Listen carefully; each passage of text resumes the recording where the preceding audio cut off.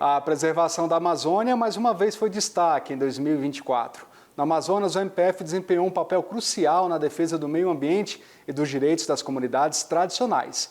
A gente vai conferir com o Leão Furtado.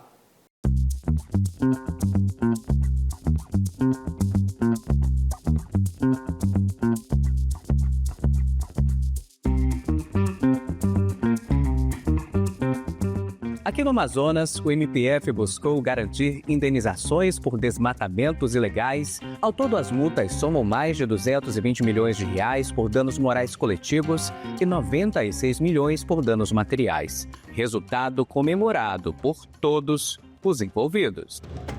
É um número extremamente significativo, é um número extremamente positivo e a gente espera que esse número, inclusive, aumente a partir do momento em que a gente conseguiu consolidar o entendimento favorável ao projeto no âmbito do Superior Tribunal de Justiça.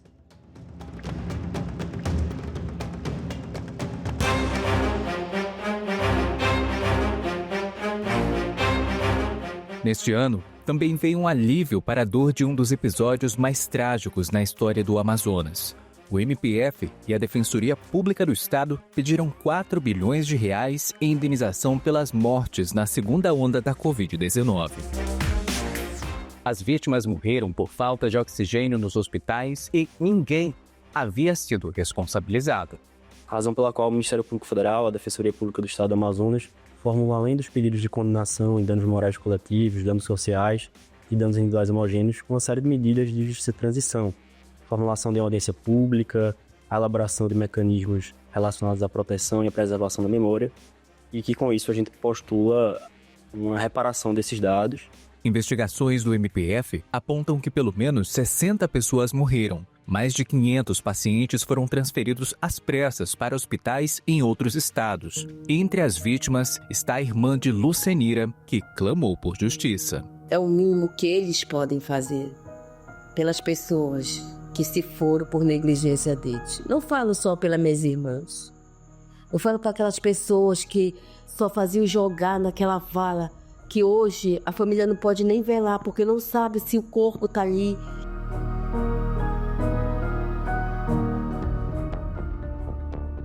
No Aeroporto Internacional de Manaus, agentes de segurança monitoram cada movimento, atentos a comportamentos e interações que possam levantar suspeitas de tráfico de pessoas. Silvana e a equipe dela participam da capacitação promovida pelo programa Liberdade no Ar, que atua de forma contínua para prevenir casos e proteger possíveis vítimas desse crime.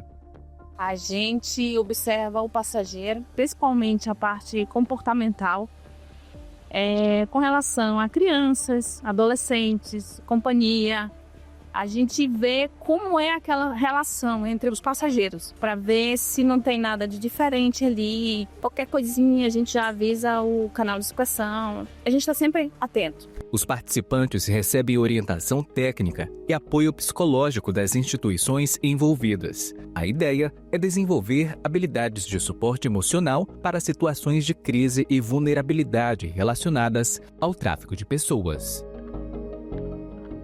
A sensibilização dos parceiros é essencial para a criação de uma conscientização, de maneira que os cursos de capacitação sejam continuados e reiterados e possa haver a possibilidade de que novos trabalhadores que assumem suas funções nos portos, nos aeroportos e nas rodoviárias possam ser capacitados com a periodicidade razoável e adequada de acordo com o que cada parceiro pode fazer. A iniciativa agora se entrelaça com os céus, estradas e rios, uma rede de proteção que ampara milhares de viajantes pelo país.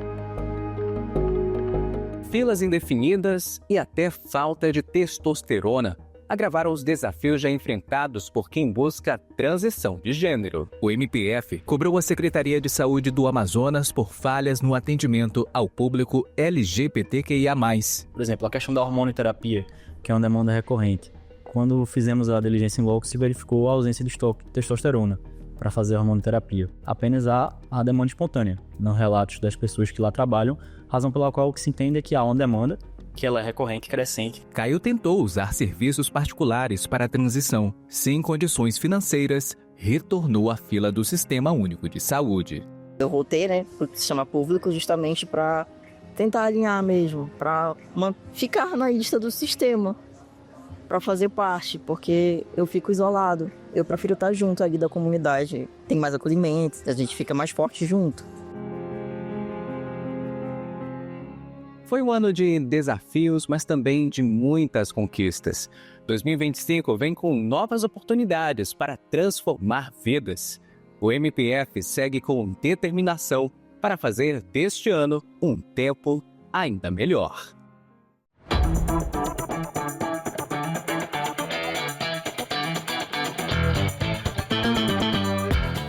No Rio Grande do Sul, o MPF atuou em diversas frentes ao longo de 2024, mas o principal foco foram as ações voltadas para a tragédia climática que atingiu o estado.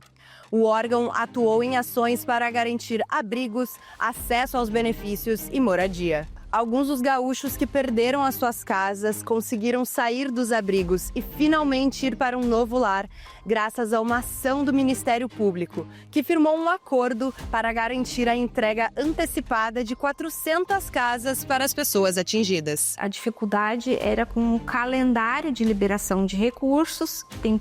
Existe todo um regramento para a liberação de novos recursos e conclusão desses empreendimentos.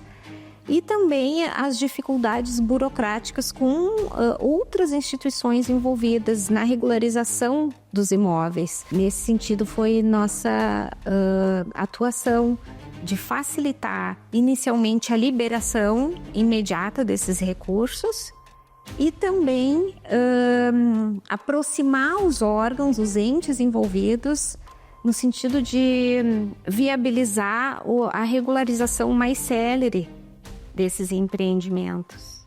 O MPF também defendeu um processo do Conselho Gaúcho de Arquitetura para tornar o prédio da Cervejaria Polar em um patrimônio histórico-cultural. Parte do prédio hoje é domínio da Prefeitura de Estrela, no Rio Grande do Sul. Dentro do processo ajuizado pelo Conselho de Arquitetura, o Ministério Público Federal atua como fiscal da lei. Segundo o MPF, o pedido não se trata apenas da proteção de um imóvel, mas do que ele representa para a conservação da memória social da cidade. O que é importante pontuar é que não é ao prédio, a edificação no sentido arquitetônico que está sendo preservado, mas sim a sua memória. Então, não necessariamente ele precisa ser mantido integralmente como ele era originalmente, até porque desde a origem ele sofreu várias alterações por conta dessa planta industrial que era alterada, né, de tempos em tempos. Céu Albuquerque nasceu com hiperplasia adrenal congênita, doença que afeta a produção de hormônios sexuais. Entre as consequências está o desenvolvimento de genitália ambígua, com aspectos reconhecidos como femininos e masculinos. Uma resolução do Conselho Federal de Medicina estabelece a intervenção cirúrgica ainda nos primeiros anos de vida como padrão para estes casos. O documento classifica a intersexualidade como uma anomalia do desenvolvimento e considera o nascimento de crianças com sexo indeterminado uma urgência biológica. O Ministério Público encaminhou, a partir de um inquérito no Rio Grande do Sul, uma recomendação para que a norma seja revogada.